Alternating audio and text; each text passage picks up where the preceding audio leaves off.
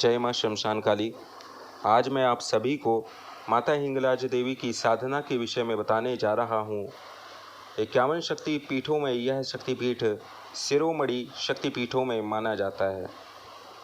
असम की कामाख्या देवी, तमिलनाडु की कन्याकुमारी, कांची की कामाक्षी, गुजरात की अम्बा देवी, प्रयाग की ललिता, विंध्याचल की अष्टभुजा, कांगड़ा की ज्वालामुखी, वाराणसी की विशालाक्षी, गया की मंगला देवी, बंगाल की सुंदरी, नेपाल की गुहेश्वरी और मालवा की कालिका, इन 12 रूपों में आद्या शक्ति माँ हिंगलाज सुशोभित हो रही हैं। कहा जाता है कि हर रात सभी शक्तियाँ यहाँ मिलकर रास रचाती हैं। दिन निकलते ही हिंगलाज देवी में समा जाती हैं।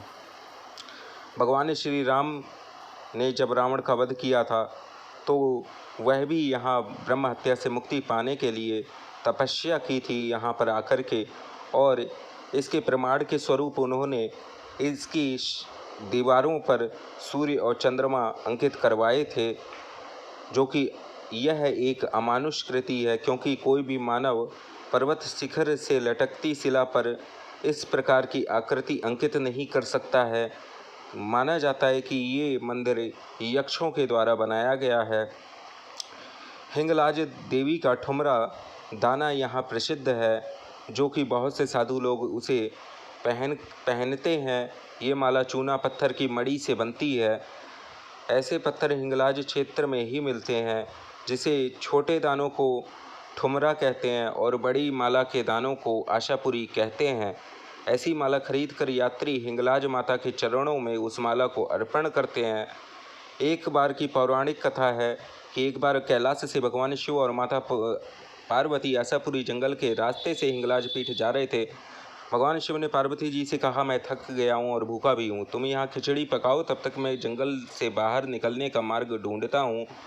शिव जी ने माता पार्वती की रक्षा के लिए एक मंत्र युक्त भस्म की रेखा खींच दी, ताकि कोई उस रेखा का उल्लंघन करे तो भस्म हो जाए।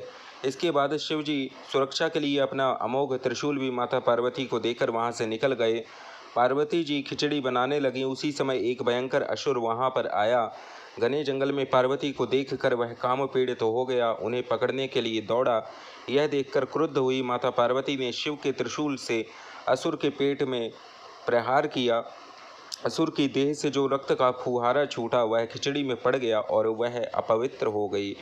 कुछ ही देर में शिव जी वापस लौटे तो उन्होंने माता पार्वती के क्रोध को शांत किया। मरणासन्न अवस्था में जो असुर वहाँ था, उसने भगवान श्री शंकर के चरण कमलों को पकड़कर उनसे मुक्ति देने की प्रार्थना की। तो शिव तो आशुतोष हैं, उन्होंने असुर को तथास्तु कह दिया।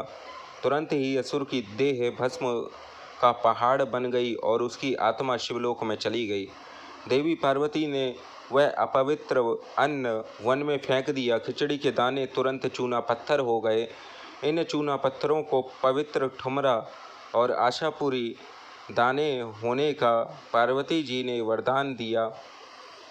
अब हम आपको माता हिंगलाज जी की साधना के विषय में बताते हैं।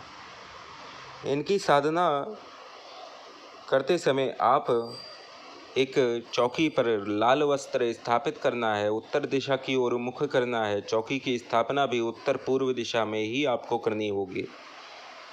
उसके बाद में अक्षतों के ऊपर आपको प्राण प्रतिष्ठित माता हिंगलाज का यंत्र स्थापित करना है। फिर आपको धूप दीप नैवेद्य फल फूल पुष्प माता को समर्पित करना है, और उसके बाद आपको खिचड़ी का भोग प्रतिदिन देवी को लगाना है। इस प्रकार से आप माता हिंगलाज की साधना कर सकते हैं। देवी को रक्त वस्त्र लाल वस्त्र बहुत प्रिय है। इनकी साधना में लाल आसन और लाल माला और साथ ही लाल वस्त्र पहनकर माता हिंगलाज जी की साधना की जाती है। आज हमने आप सभी को माता हिंगलाज की साधना किस प्रकार की जाती है यह बताया है। आप मस्तिष्क पर लाल सिंदूर लगा करके इनकी साधना करें। और माता हिंगलाज का जो मंदिर है पाकिस्तान में, वहाँ यह मंदिर यक्षों के द्वारा बनाया गया है। यह एक निराली रहस्यमयी नगरी है।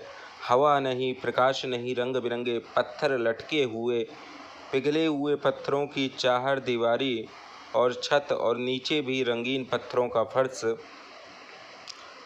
यहाँ पर माँ को मस्तक पर सिंदूर, पूरे शरीर पर, विग्रह पर पूरा सिंदूर लगा हुआ है और आधा उनका लेटा हुआ शरीर रक्त वस्त्रों से ढका है। माँ शयन मुद्रा में है, उनके शीश और नेत्र के ही दर्शन होते हैं।